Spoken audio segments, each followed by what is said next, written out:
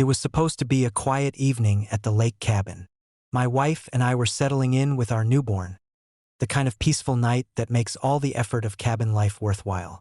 The moonlight shimmered across the water, and everything felt safe. That peace ended the moment HOA Karen appeared.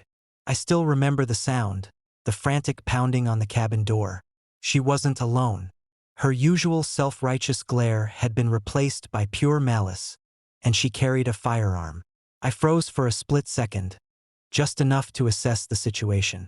Most people would have panicked, called 911, or tried to reason with a madwoman. Not me. I'm a former Navy SEAL.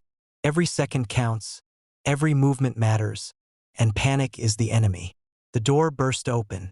She barged in without a word, aiming the gun at our family as if she had the right to decide life and death. My wife instinctively shielded the baby, and I stepped into the line of sight. My training kicked in instantly. Situational awareness, threat assessment, and tactical movement. I didn't move to shoot yet, but I did make sure she realized that any violent act would be met with immediate, precise force.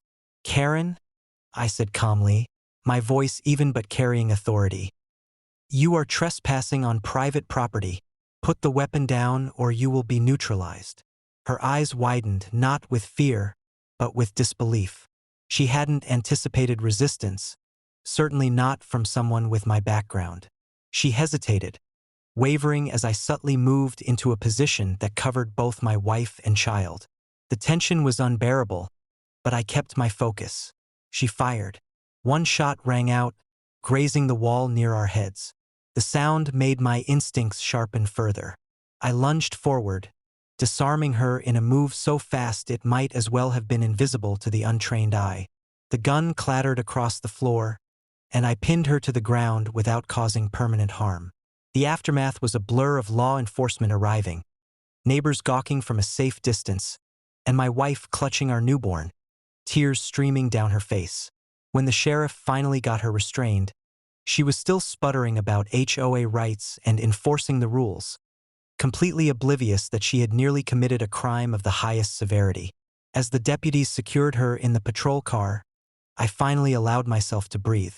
My family was unharmed, the cabin secure, and Karen's ego utterly destroyed.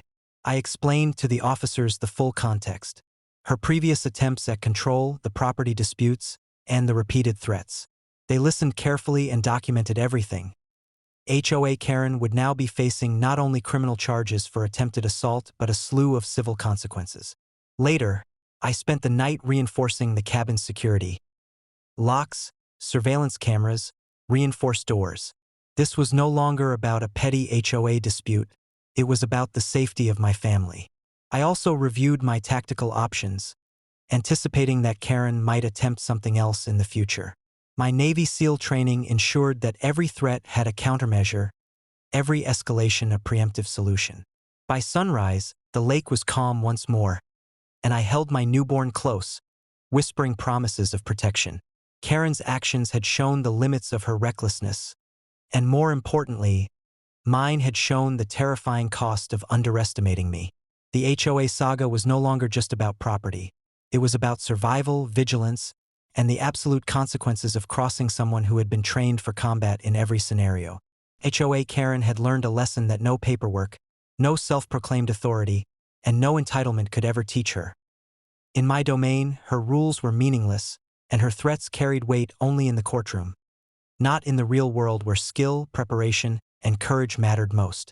That night, I finally sat back, exhausted but relieved. The lake reflected the stars, the cabin stood secure, and my family was safe. Karen's attempts at intimidation had reached their peak, and she had failed spectacularly. And yet, I knew this was just the beginning. The HOA saga would continue, but now with a far clearer understanding of boundaries, consequences, and limits.